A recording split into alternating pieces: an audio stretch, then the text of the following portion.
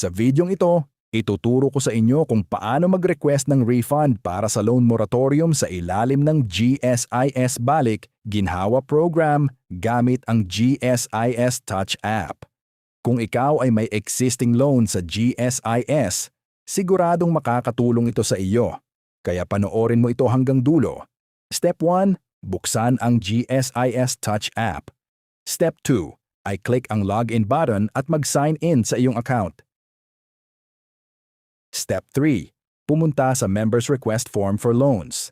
Step 4, piliin ang loan moratorium through refund, Maulo LMTR. Step 5, ay check ang box bilang confirmation na tama ang iyong impormasyon. Step 6, ay click ang Continue button step.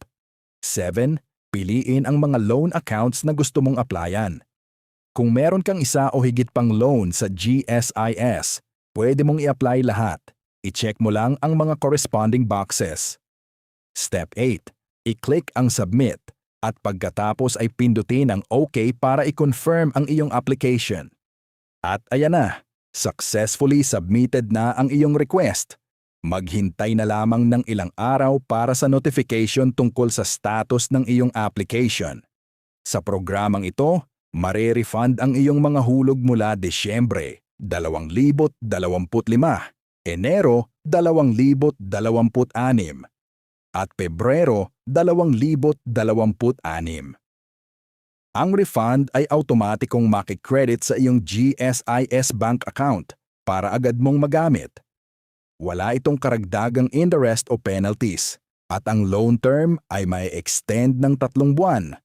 Paalala lang, hindi ito sa pilitan. Nasa sa inyo pa rin kung gusto ninyong mag-avail o hindi. Sana ay nakatulong ang videong ito sa inyo. Maraming salamat sa panonood at huwag kalimutang mag-follow para sa mas marami pang updates.